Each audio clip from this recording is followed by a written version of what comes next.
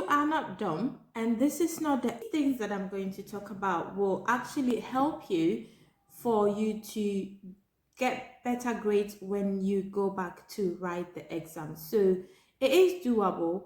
You can do it.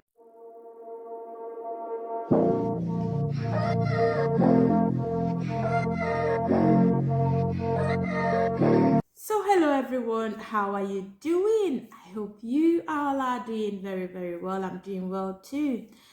Yeah, the GCSE results were out a couple of weeks ago, and yeah, I put this video too late because I was thinking it's still gonna be fresh in your head and everything. So even if I come here to say something, you might be still thinking about the results you got, why you didn't get the grades you needed. But here is a video. Here, there's been some weeks gone and that, and I know now you are settled down a bit, and you kind of have come to the realization that this is it. This is what you got. Yes, it is possible for you to retake your exams. I would say congratulations to you all that did your GCSEs and A levels as well. The grades this year were so good. They were fantastic. If I compare it to when I did mine during before COVID, these year's grades were super. So well done to every one of you who did take their exam in 2023. Well done.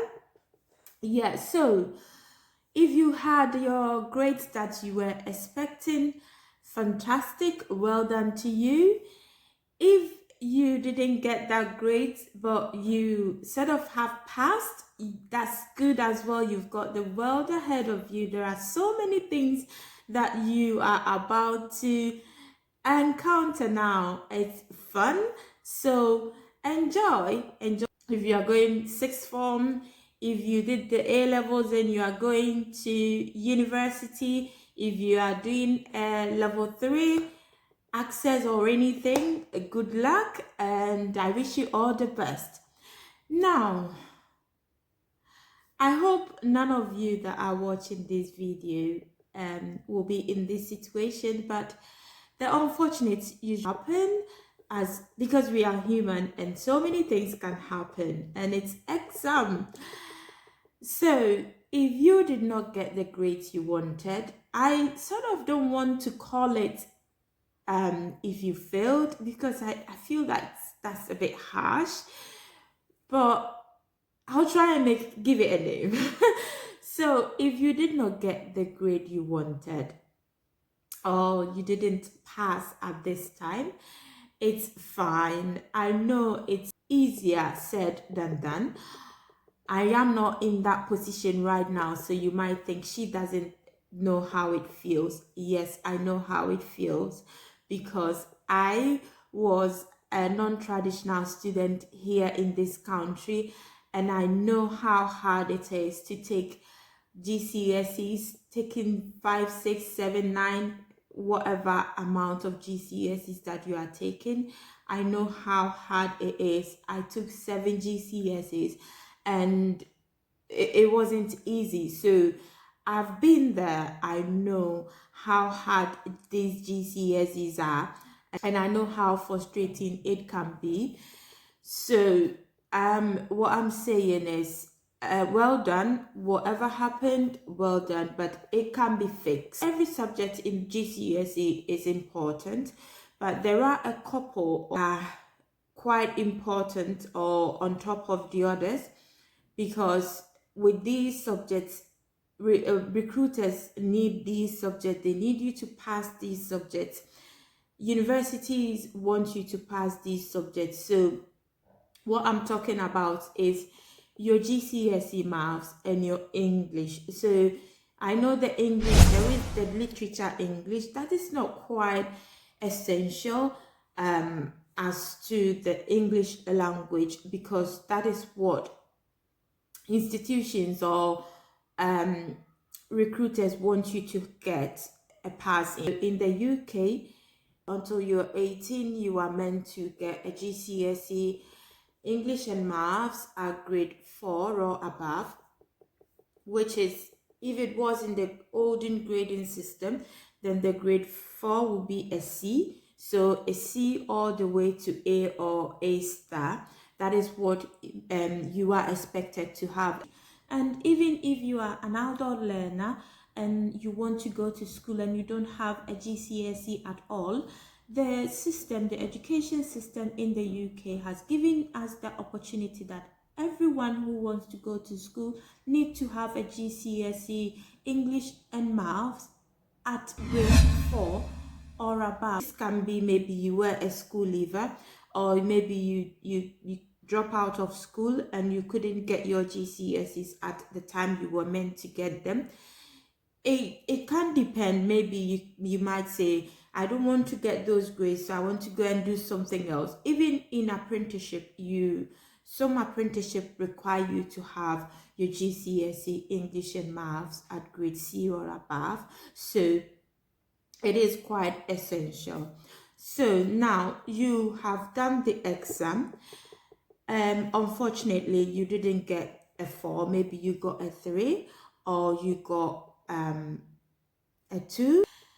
This is not the end of the world. You are not dumb, my love. You are brilliant. The fact that you were able to even go to the exam hall to sit this exam is an A for you, for even being bold, taking that responsibility to go in there and write the exam is super.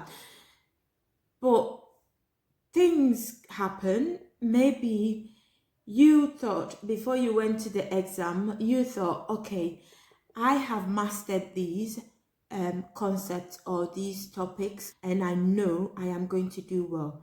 But this is a competition. What I say is, exam is kind of like a competition. It is testing you, your knowledge, as to if the question is being switched around, have you really mastered the concept as you think you have or not? So it is a competition and only one person can win. And these examiners are not there to trick you. They want to know how hard you have studied. So you've done your best. You didn't get it. Now what are we going to do? We can reset the exam. That is, you can do it in autumn. So we've got the autumn, which is, I think usually it comes in October, November. So November is where the autumn usually sitting is. You can do it that time. That is, if you feel strong. If you got a 3, you are not far from getting a 4. It might be maybe some few marks away. So you could go back and do it in autumn. But say if you don't have that confidence in you, I want you to be honest with yourself. Just be honest with yourself. Yeah. Am I confident enough in this topic, or am I able to go back if I want to go back right now in November and do the autumn sitting? Am I going to do it? Will I be able to do it? If you weigh yourself, your strength, and you feel like, no, I'm not ready yet, take a time, take a break. I know by the time you see this video, it will be September already. And I know by this time you have taken a break, you have realized, you have even had thoughts about what you did wrong and what you could have done better. So now you have a picture of the things you want to do. So what I'm going to say to you right now is sit down, have a rethink. Be honest with yourself. Am I in that position that if I go right now and do it in autumn, will I pass? Just answer those questions to yourself. And if you feel like, no, I have a bit of gaps in my knowledge, in some concepts, then don't even try. Just go back to the college, register, because in the UK you are allowed to do your GCSEs, as many as you can, all the way until you get a grade 4 or above. So there is no such thing as um I don't want to do it because I feel like I am a failure. You are not dumb, you are not a failure. These things happen, and you are not the first person, and you are not going to be the last person to be in this situation. So that's that encouragement that I will give to you right now. Now, sometimes you can, if you are lucky, you can be able to do your just one GCSE alongside an access course or any a level 3 course. So if you are in that position, then that's good, but you are not allowed to do two GCSEs alongside a level 3 course, because the level 3 itself is a stressful course. That's why the college usually tell you to get your GCSEs before you come on board. You understand? Go back, have everything now, and decide, okay, I am not fully confident in the things I wish I could have done better in the exam hall. Now you know where your weakness is. So what you're gonna do right now is just get yourself onto the course, right? Yeah, get yourself onto the course, and we are going to create a timetable. We are going to look at the things we find difficult, the concepts we find difficult. We are going to have some more cramming. We are going to have some more practicing. We are going to have some more repetitions during our studies, and all these things will come to help us. First of all, let's take it that you only need to do one GCSE, yeah, and it is maths. Now, this is what you're going to do. Those maths concepts that you think in your head you feel scared of are the ones you need to focus right now.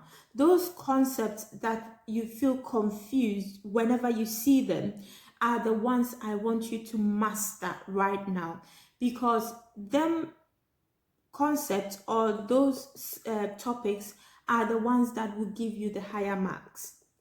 There is no two ways about that, and I cannot make the statement nicer. Those concepts that are hard, that you think are hard, are the questions or are the topics that will give you your highest grades. So right now that you are going back to do it, we obviously not going to focus on the things we know already or the things we are confident. I know I am a student, and I know how students feel about things we know already. Whenever we sit down to read, most students, because they are comfortable or they are confident in that topic, they would want to go back and do it again and again and again, which is not helpful. Where the syllables, as I've said, look at the ones that are heavy, those that are chunkier, those that are scary for you, and then put them on top. Now just ignore the things you know already. Yeah, put these ones that are hard on the GCSE exam. It's not going to pamper you. It's not going to give you the opportunity to choose the ones you feel confident. So you should be able to tackle everything in that maths book or in that English book. So if you are a flashcard person, use flashcards. I used to love doing so many flashcards for myself.